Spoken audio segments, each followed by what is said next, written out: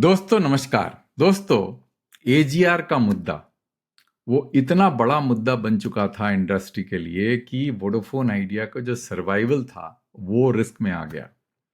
दोस्तों, खुशखबरी ये है कि सुप्रीम कोर्ट ने कल वोडाफोन आइडिया के एक क्लैरिफिकेशन पिटीशन में ये कहा कि जो सरकार है, जो डिपार्टमेंट ऑफ टेलीकम्युनिकेशन है, वो पूरी तरह से एम्पावर्ड है। वो वोडाफोन आइडिया को एजीआर के मुद्दे पे किसी तरह का भी जो है राहत दे सकती है। मतलब जो 2020 का जजमेंट था जिसमें डीओटी को बांध दिया था सुप्रीम कोर्ट ने कि वो कुछ भी राहत नहीं दे सकती, उसका जो बंदिश है वो सुप्रीम कोर्ट ने रिसेंट ऑर्डर से खोल दिया। अब दोस्तों, ये वीडियो मैं क्यों बना रहा हूं? ये इसलिए बना रहा हूं दोस्तों कि सुप्रीम कोर्ट ने तो खोल दिया, पर मार्केट जो है वो स्पेकुलेट कर रहा है कि किस तरह के वेवर्स आ सकते हैं, कितना आ सकता है वोडाफोन आइडिया के लिए। तो ये वीडियो उसी को मद्देनजर रखते हुए, जो उत्सुकता होती है, जो लोगों में जो ये एक्साइटमेंट है कि कितना मिलेगा कितना नहीं मिलेगा, क्या वो बेस्ट के सिचुएशन है, क्या वर्स्ट के सिचुएशन है, में वो पूरा आकलन करेंगे। और हम ये भी समझेंगे, क्योंकि ये जजमेंट सिर्फ वोडाफोन आइडिया के लिए है, भारती के लिए नहीं है, क्या डीओटी भारती को इस पूरे का पूरा जो रीअसेसमेंट या रिकैलकुलेशन कुछ भी कह लीजिए वोडाफोन आइडिया का जो एजीआर डिमांड में, क्या उस पे भारती का जो डिमांड है उसको मद्देनजर रखेगी या उसको पूरी तरह से इग्नोर कर देगी? और उसको अगर मद्देनजर रखना है तो कितना रिलीफ वोडाफोन आइडिया को दे सकती है, ये सारा का सारा इस पूरे वीडियो में आकलन करेंगे। और दोस्तों, बहुत ही इंटरेस्टिंग वीडियो होने वाला है, आप जरा देखिए इसको, क्योंकि मैंने पूरे का पूरा डेटा जो है इस पूरा पावर पॉइंट में डाला हुआ है, तो आपको जो है सारा इंफॉर्मेशन यहाँ मिल जाएगा। तो टाइटल क्या है? AGR relief scenarios for Vodafone idea and Airtel, ये स्ट्रेटेजिक एनालिसिस। अब एयरटेल को मैंने इसलिए इंक्लूड किया जबकि एयरटेल को एक्सक्लूड कर दिया है, पर देखा जाए तो पैरिटी मेंटेन करने के लिए, फ्यूचर लिटिगेशन को अवॉइड करने के लिए सरकार को एयरटेल को इंक्लूड करना पड़ेगा, नहीं तो रिफंड देना पड़ सकता है। तो ये सारा चीज हम देखेंगे कि क्यों सरकार को इंक्लूड करना पड़ सकता है। अच्छा, देखिए दोस्तों, context of the supreme court clarification है ना। मैंने फॉन्ट साइज बढ़ा दिया है, मेरे एक दर्शक ने बोला था कि फॉन्ट साइज बहुत छोटा है, तो अब देखिए मैंने इसको थोड़ा ब्लो आउट कर दिया फॉन्ट साइज को, तो मेरे जो दर्शक होंगे शायद उनको थोड़ा अब रिलीफ मिल जाएगा। सुप्रीम कोर्ट क्लैरिफाइड ऑन 2025, मतलब जो अभी नवंबर 2025, कि GOI has full power to decide on relief of Vodafone Idea, कुछ भी कर सकती है। अब क्यों किया उन्होंने? क्योंकि उन्होंने कहा कि सरकार ने वोडाफोन आइडिया का 49% स्टेक लिया है, 20 करोड़ सब्सक्राइबर्स हैं, और भारत में टेलीकॉम में कंपटीशन को बरकरार रखना है। अब दो पाथ है वो जो सरकार के लिए कंसीडर करने के लिए। पहला तो रीअसेस प्रिंसिपल, क्योंकि प्रिंसिपल का रीअसेसमेंट बाहर कर दिया था। अब सिंस ये पॉलिसी के डोमेन में आ गया है तो वो भी कर सकती है। पूरा का पूरा जो 2020 का जजमेंट अंडू हो गया है, इट्स बीन अनवाइंडेड। बड़ा स्ट्रेंज और बहुत ही ज्यादा अनप्रेसिडेंटेड है, पर उसको बाद में बात करेंगे, वो लॉयर्स डिस्कस करेंगे, मैं तो सिर्फ रिलीफ पैकेज डिस्कस करने वाला हूं। तो रीअसेस प्रिंसिपल और वेव इंटरेस्ट एंड पेनल्टी और extend tenure, no principal is touch, दो ऑप्शन है। अब दोनों ऑप्शन को रीअसेस करेंगे, कितना रिलीफ मिलेगा कितना नहीं मिलेगा। अच्छा, वोडाफोन आइडिया का जो एजीआर का ड्यू है उसका आकलन कर लेते हैं। पूरा का पूरा जो अमाउंट है वो पूरी तरह से इंटरेस्ट पेनल्टी सब कुछ देखना पड़ेगा। तो वोडाफोन आइडिया का AGR due as per Supreme Court judgment और डीओटीज का जो जो असेसमेंट था, प्रिलिमिनरी असेसमेंट, वो कितना था? प्रिंसिपल था 12,700 12,797 crore, interest 28,294 crore, 28,294 crore, penalty is 6,012 crores, interest and penalty is 11,151 crores, total 58,245 crores। तो ये जो amount, this was the amount, वो डीओटी के मॉडिफिकेशन एप्लीकेशन में दिखेगा और 2020 के जजमेंट में भी दिखेगा। उसके बाद क्या हुआ? डीओटी ने एडिशनल डिमांड रेट, बिकॉज ये जो अमाउंट था ये था FY 17 तक, 1670 तक, तो डीओटी ने उसको बढ़ा के 17,213 करोड़ कर दिया, by including amount till FY 19। तो ये तो फैक्ट्स ऑफ द केस है। अब वीआई ने शुरू में 4,854 करोड़ पे कर दिया था, ये भी फैक्ट है, 5 साल पहले किया था। तो इसमें क्या होगा कि जो प्रिंसिपल अमाउंट है इस अमाउंट से कम हो जाएगा। तो अब क्या है कि दोस्तों, जो न्यू डिमांड है 9,400 करोड़, और जो ये वाला जो अमाउंट है जो कि बढ़ के 83,000 करोड़ हो गया FY26 में, तो टोटल डिमांड हो गया 92,800 करोड़। और समझ में आ गया ना ये क्यों हुआ? क्योंकि ये जो अमाउंट है पेमेंट करने के बाद बढ़ के FY26 में वोडाफोन आइडिया के एनुअल रिपोर्ट में है ये 83,400 करोड़ हो गया था। और जो 9,400 करोड़ जो एडिशनल डिमांड सरकार ने डाला था उसको ऐड करोगे तो 92,800 करोड़ हो गया था, मतलब 1 लाख करोड़ के आसपास। अच्छा, वोडाफोन आइडिया ने एरर क्लेम किया। उन्होंने कहा कि जो रीअसेसमेंट क्यों बोल रहे थे वो, कि उनको लग रहा था कि जो डीओटी के कैलकुलेशन में एरर्स थे। तो जो प्रिंसिपल अमाउंट जो ओरिजिनल सुप्रीम कोर्ट के जजमेंट था वोडाफोन आइडिया का, वो 12,797 करोड़ था। वोडाफोन आइडिया के ओन कैलकुलेशन के हिसाब से वो था 4,246 करोड़, 4,246 करोड़ है, ठीक है ना। तो अब इससे ये आकलन लगाया जा सकता है कि कितना ज्यादा गलतियां करी थी डीओटी ने। मतलब सोच के देखिए कि 797 करोड़, और वोडाफोन आइडिया कह रहा है कि भाई मैं तो मेरे हिसाब से तो 4,246 करोड़ हैं।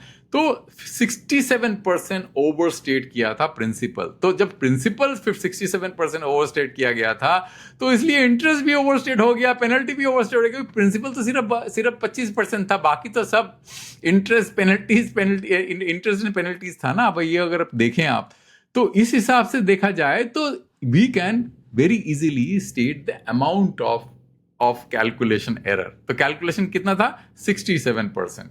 तो डीओटी, अब ये जो है असेसमेंट है, ये करना चाहिए था। डीओटी ने अपने मॉडिफिकेशन एप्लीकेशन में कहा था कि भाई देखिए ये तो प्रिलिमिनरी असेसमेंट है। सुप्रीम कोर्ट ने 2020 में कहा दिया कि go to hell with your preliminary assessment, this is final.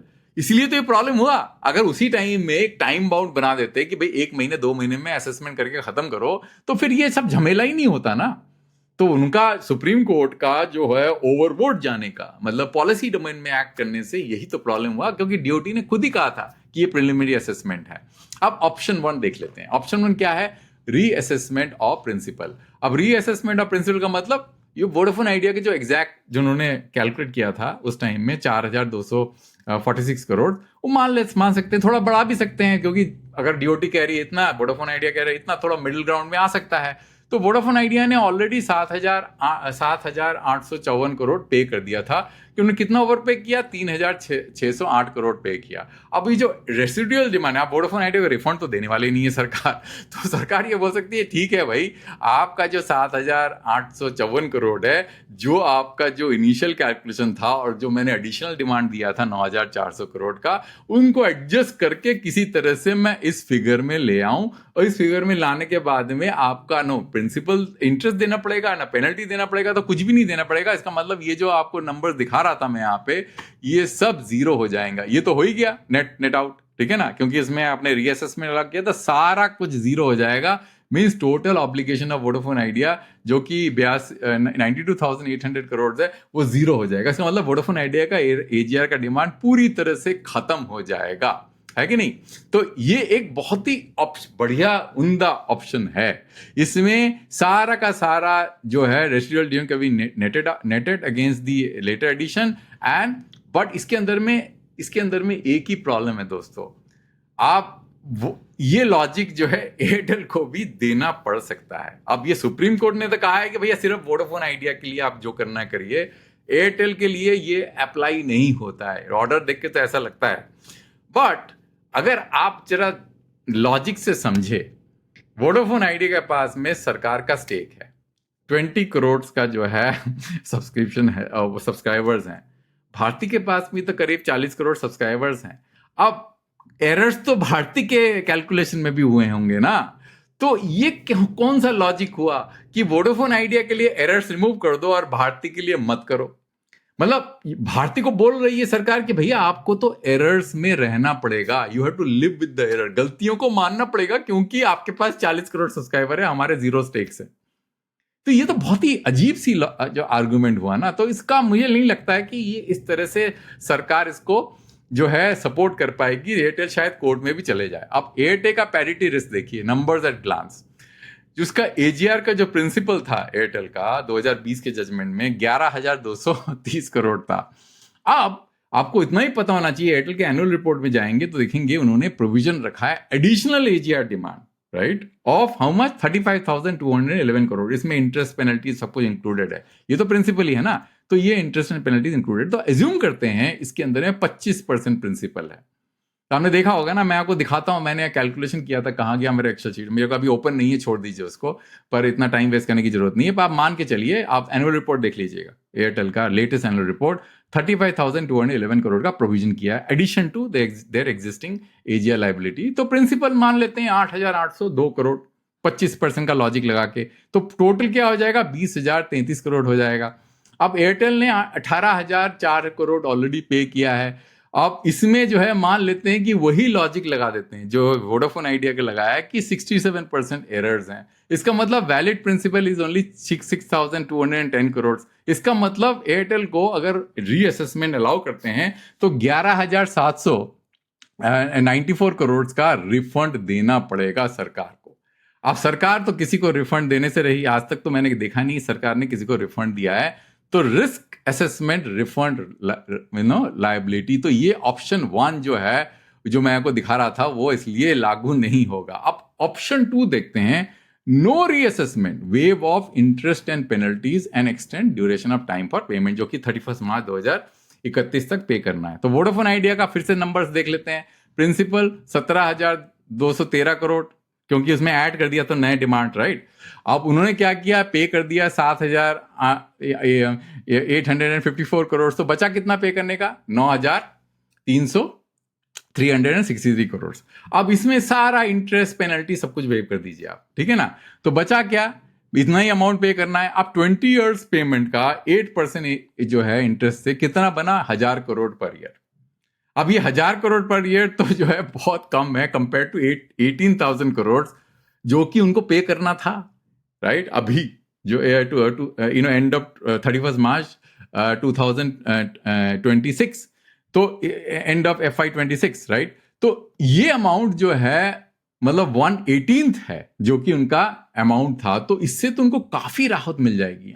Sir 1,000 crore पे करना है पर ईयर फॉर 20 ईयर्स, ये कर सकते हैं। इससे एयरटेल को क्या फायदा होगा, उनका प्रिंसिपल हमने देखा 20,033 करोड़, एयरटेल ने 18,004 करोड़ पे किया, तो एयरटेल का बचा कितना पे करने के लिए, 2,029 करोड़। अब इसको करेंगे तो 207 crore per year, same logic में जो है 20 साल के लिए। तो ना गवर्नमेंट को एयरटेल को रिफंड देनी पड़ेगी। तो ये ऑप्शन क्यों काम करता है, it preserve the 2020 judgment principles को चेंज नहीं किया आपने, है ना। तो इसलिए कोई लीगल रोल बैक नहीं होगा, कोई भी PIL नहीं डालेगा, कुछ नहीं होगा, एयरटेल भी कोर्ट में नहीं जाएगी। ये सबसे बेस्ट ऑप्शन है। No need to refund Airtel और TTSL और टेलीनॉर। अब टेलीनॉर एंड TTS का जो है इंटरनल कुछ एयरटेल के साथ में अरेंजमेंट है इंडेमिफाई का, वो एयरटेल आपस में मैनेज करते रहे, उससे कोई फर्क नहीं पड़ता, ठीक है ना। वो अपना थोड़ा बहुत पैसा उनको दे देगी, पर रिफंड देने की जरूरत नहीं है सरकार को। Waves only interest and penalties, creates a stable payment plan, VI survival, Airtel clarity, kill multiple birds with one stone. तो एक पत्थर से बहुत सारी चिड़ियों का शिकार कर सकते हैं। तो कंक्लूजन क्या है दोस्तों, best path for GUI option 2, higher policy efficiency, lower political and legal risk. इसमें क्या होगा कि आप बोलिए भाई रीअसेसमेंट तो मैं अलाउ करूंगा ही नहीं, मैं तो इंटरेस्ट एंड पेनल्टीज जो है और उसका जो उसको वेव कर दूंगा, और जब वेव करूंगा जो बचेगा उसको मैं 20 ईयर्स एक्सटेंड कर दूंगा। तो 1,000 करोड़ जो है वोडाफोन आइडिया के लिए बनता है और करीब 200 करोड़ जो है एयरटेल के लिए बनता है पर year, which is quite manageable. तो ऑप्शन 2 करना चाहिए, relief via tenure, cost cap, not principal revision, telecom competition is preserve, public asset spectrum network stays productive. तो दोस्तों यही है, अंत तक कोई ज्यादा कुछ नहीं है इसके अंदर में। तो मेरे हिसाब से ये लॉजिक बिल्कुल अप्लाई होता है, ये लीगली साउंड है, इसमें कोई किसी को प्रॉब्लम नहीं होगा। जियो का तो अमाउंट बहुत छोटा है, अब वो कैसे सरकार मैनेज करेगी मुझे मालूम नहीं, करीब मेरे ख्याल से 100 या 200 करोड़ है, वो आराम से मैनेज हो सकता है। मेन एयरटेल का था। तो दोस्तों अंत तक देखने के लिए बहुत धन्यवाद। मैं दूसरा वीडियो नए टॉपिक में जल्दी लेके आऊंगा।